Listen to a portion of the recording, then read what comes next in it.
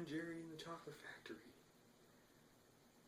This, I saw on Facebook that this was one of the, this is going to be another one of the bad ones. And,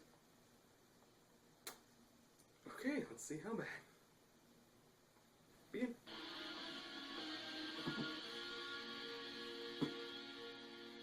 Hello, I'm a nostalgia critic guy. Remember it so you don't have to.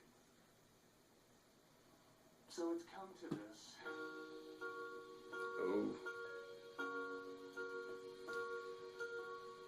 Tom and Jerry and Willy Wonka and the Chocolate Factory. That's a lot of ands for this title, and one of them should clearly not be there at goddamn all. I like Tom and Jerry. I like Willy Wonka. But similar to welcomely divorced parents, just because I like them individually does not mean they shouldn't stay miles away from each other. I talked about Willy Wonka and Tom and Jerry at great lengths on this show, so I figured we should look over their latest cash grab of inconvenience. And for those not aware, this is not the first time something like this has happened with Tom and Jerry. They've taken a strange direction the past couple of years, in that there is no direction. They're now tied in with classic stories turned into classic films, despite there being absolutely no connection. They're almost line for line. They just somehow sneak Tom and Jerry into there.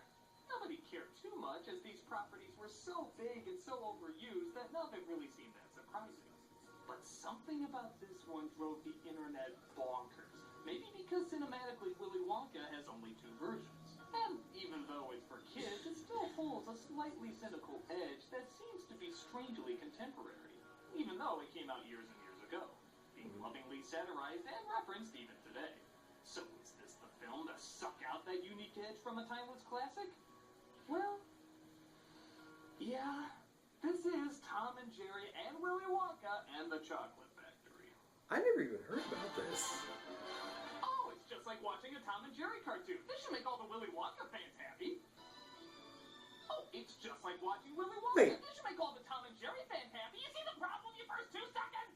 Do they actually play the Willy Wonka thing? This is mostly a shot-for-shot retelling of the original film. Christ, I thought I gave the Beauty and the Beast reboot a hard time. Though at least everybody can't sing in this one. Funny enough, the opening is funny enough. Yeah, Tom and Jerry do some slapstick, chasing each other around, looking for food, and it's not badly done. Even Tom's scream seems humorously appropriate. But Jerry escapes into a candy store, and with no tie-in or even introduction, the Candyman song begins. Who can take a sunrise, sprinkle it with dew? Quite, this is as well woven as a web that's trying to ensnare and kill you. Oh, come on, it's a shot-for-shot remake, and you couldn't even animate that kid getting whacked with the counter. Focus on this is already weird. I did not know about that. Who puts a mouse trap in candy? The Candyman's a psycho! Something else you'll notice is that, for what it is, the animation clearly has effort put into it. It's colorful, smooth, gets chunks of the slapstick right. It's not half bad. But then you realize it's not half good either. As for all its talent, it still looks rushed out. And most likely there was no time to redo a drawing if one looks slightly off. Because of this, I'm gonna do my faces eating your soul while you look at them, Count. Ooh, that's a good one to start off with. Charlie totally ignores the fact that free candy is being handed out and instead stops Tom from eating Jerry. I had to do that. I couldn't let you eat that poor mouse. Things can't be that bad, can they? Hey, don't you encourage that. We all know where this mindset leads. God made us gifted like friends. Charlie feels bad for the both of them being hungry, so he gives them the bread that he was gonna give his family. Well, wait, then how does the later scene go? Grandpa George, Grandma Georgina, Grandma Josephine, Grandpa Joe. Cabbage soup. Yeah. Can you lean forward with a little less intensity? I'm tired of cabbage water. Tonight, we're gonna have a real banquet. I had 2 of them, but I gave one to some new friends. So, George and Georgina will still eat the shitty cabbage water, but the rest of us will eat like royalty. Tom and Jerry want to repay Charlie, so they try to sneak into the candy store and steal a crate of Wonka bars. Thankfully, the delivery man is a dog, because coherent realities are dumb. Charlie, of course, tells them it's not right to steal and they should return it. They put the crate back while breaking and entering and beating the crap out of the staff, breaking several more laws to account for one misdemeanor. My conscience is clear. And well, like in the film, a big announcement hits the school. What's going on someone to open it? You look like you've been practicing that pose for hours.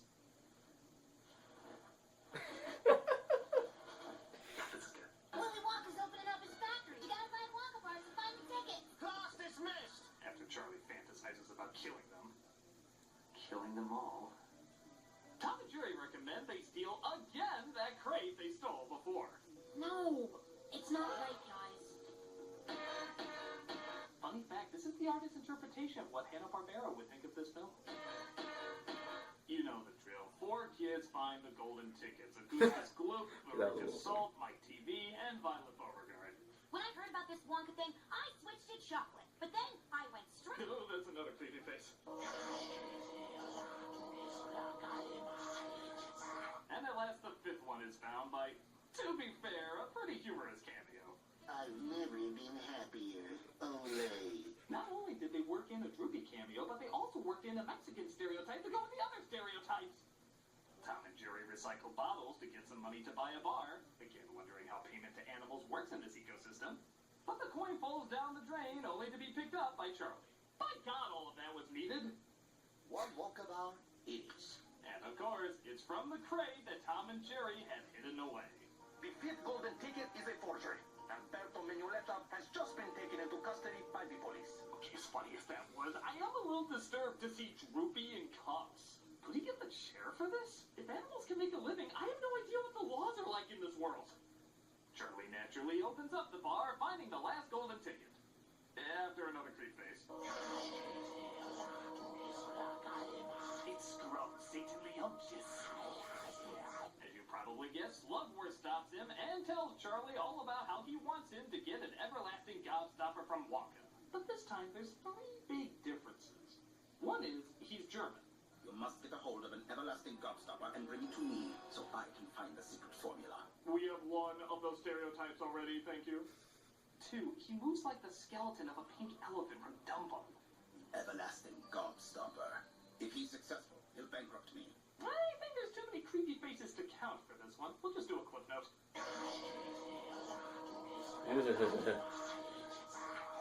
Third, and it's not easy to say this, strangest of all, he sings Veruca's Salt song, I Want It Now. I want it all. What? I want this whole world. I want to lock it all up in my pocket. It's my bar of chocolate. Why are you playing this here? It only ruins the song later when you play it again. Also, the other kids didn't get a song. What makes Charlie so special? In fact, doesn't it make him see even more how untrustworthy this guy is? It makes no sense. I want the verse. I want the whole verse. The word on my plate. It isn't too late. I'm so glad kids finally have a Nickelodeon version of Pink Floyd's The Wall. Squidward, we don't need no education. Don't care how The animation looks pretty But Charlie good. sits him down a sewer because life is a joke. And he shows his family the But ticket, again, causing that no. baker Grandpa Joe to suddenly start walking. Well, I'm fine, Charlie. I'm fine. Look at me. I never thought my... Whoa, now that was a segue. I'm fine, Charlie, I'm fine. Look at me! I never thought my life to be anything but catastrophe. You're kind of acting like you knew it wouldn't. Thank God we have Tom and Jerry fighting over this momentous occasion. Because I got a golden ticket. It's ours, Charlie. Here I go. Watch my speed. Yeah, I can't watch your speed because you're not showing it. Clearly this movie wanted this miracle of healing to focus on violence and maiming. If I just showed you this scene, would you think it's about a man who could walk again or the 3 of them committing a murder? And don't let the fact that you're welcoming death influence you.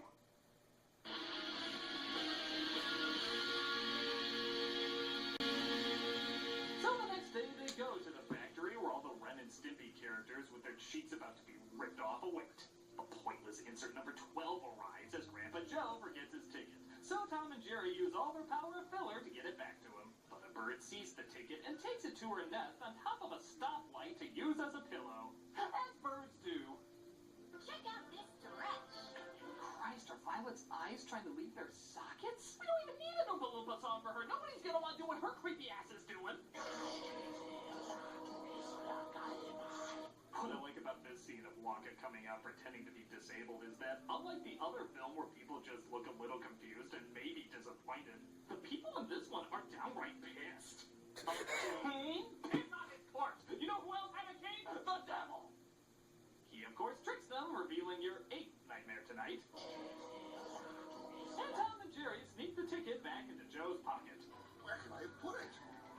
Oh my god, is that what I think it is? Oh, thank you, Jesus.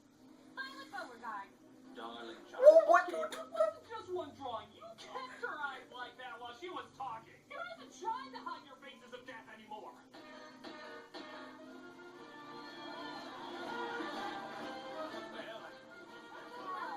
Wait a minute. That dog was on a leash. If they can hold down jobs, own homes, and commit crime, why do they still need to be on a leash? Your world building is as stable as a Jenga made out of wet toilet paper.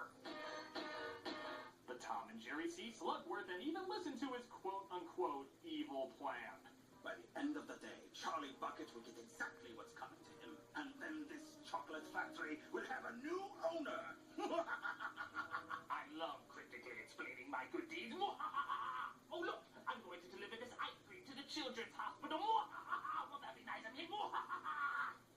So Tom and Jerry sneak in to stop his quote-unquote evil plan and come across Tuffy as an Oompa Loompa intern.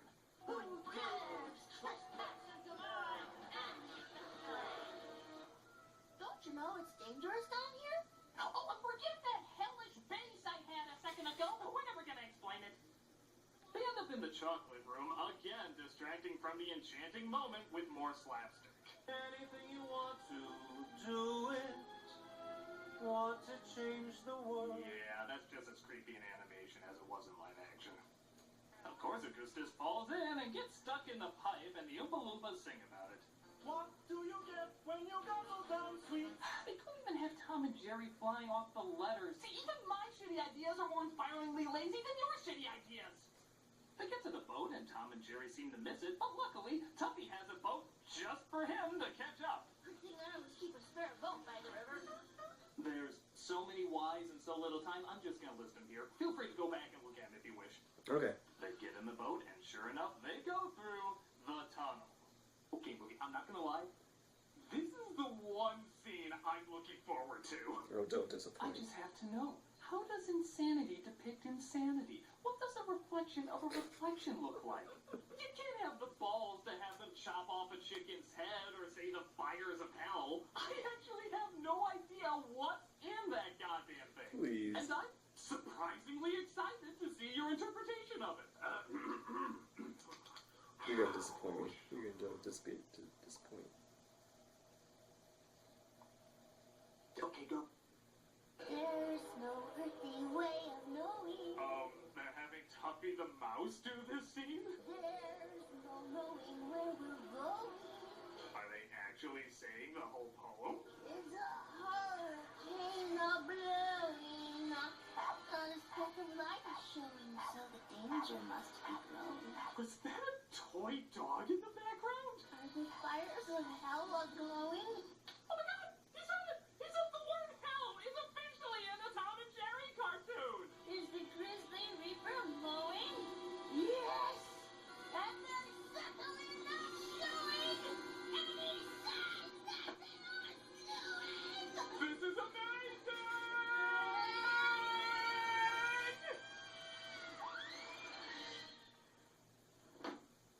That wasn't bad. Did that really just happen? But No joke. This might actually be more insane than the original. The first one had people's fears. It wanted to scare and frighten them. This has a toy dog, an Oompa Loompa who's also a mouse, a kid mouse with a cute little lisp, in a Tom and Jerry cartoon where they say the word hell. Don't get me wrong, I know Gene Wilder is terrifying in the original, but look at this! Look at this!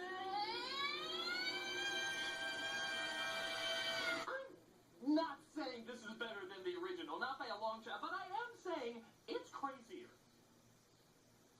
And it's kind of the best thing in the movie. well, it has to be. We don't need that. It goes without saying. Sadly, the boring kind of madness takes over again as we just see Tom and Jerry in the background of other famous Wonka scenes, getting the gobstoppers, licking the wallpaper, and turning Violet into a blueberry. Oh, come on, you couldn't even really make her look blue. It still looks like a weak light is on her face. How do you do that in animation? The only difference is Slugworth and the dog chase Tom and Jerry around while all of that is going on. It doesn't even make sense. Why is he obsessed over getting them? It happens during the fizzy lifting drink scene, the goose scene, and yes, even during the repeat of the song we already heard. Give it to me now. I want today. I want tomorrow. Ooh, now it's a duet. This adds a totally different angle I never considered before. Wait, it's just stupid. Why is he even singing it? He doesn't need to convey he's evil to a cat, mouse, and Oompa Loompa. In fact, why doesn't the Oompa Loompa know? What, he's got the freaking tunnel stick down? How come he doesn't know that Slugworth isn't a bad guy? Oh wait, maybe it's because he's doing everything a bad guy would do and for no literal good reasons. He even steals the gobstopper. Great. What are you gonna do with it? Mr. Wonka, I stole the everlasting What was my job again? Tom and Jerry get stuck with Veruca, getting sent to the furnace.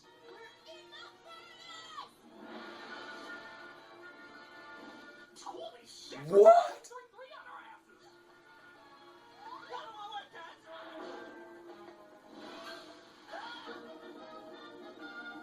No, it doesn't end there. It ends with this. No, not there either. It's Tom and Jerry. They just brush it off, occasionally making a blackface joke. None in this one? That would have been hard to explain to your kids.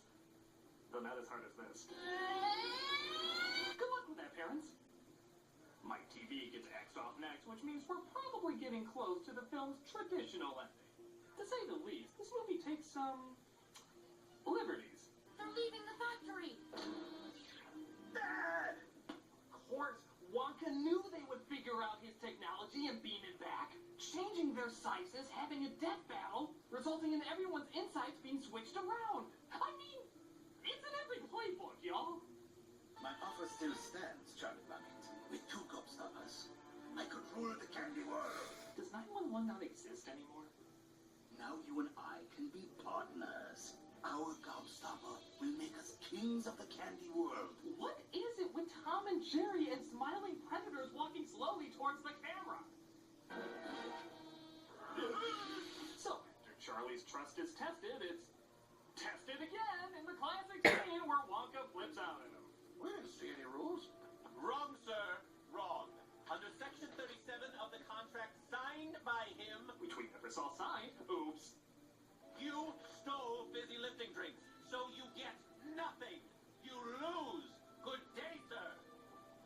Wow. That was surprisingly tame by those film standards. I would have expected at least 3 soul-sucking faces out of that scene. Of course, Charlie leaves the gobstopper, even though, honestly should. He's more than earned his trust. Wonka's just being an asshole now. But he reveals again, it was all a test. Let me introduce Mr. Wilkinson. My master plan was to help Wonka find an heir. I was concerned that you and Tom and Jerry would interfere with that plan. Granted, like 99.9% of it made no sense, but look, Tom and Jerry are party bubbles. Why question anything? Wonka naturally gets Charlie the factory and says the final line with easily the creepiest face in the entire movie. You know what happened to the boy who suddenly got everything he ever wanted? He lives happily ever after.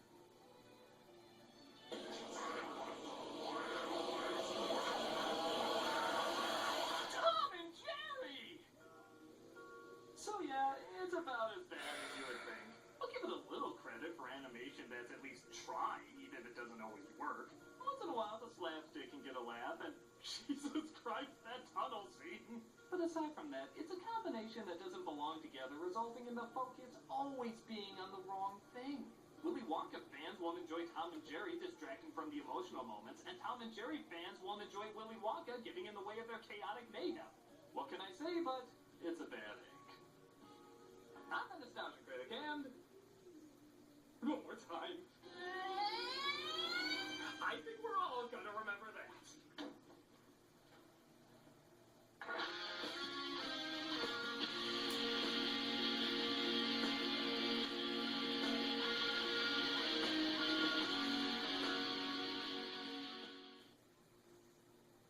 Okay.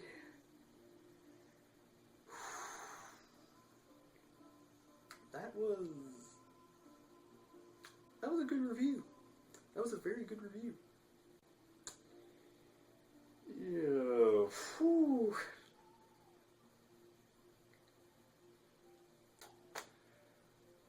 Okay. Well, thank you for watching. Take care, and I'll see you there in the next video. Bye-bye.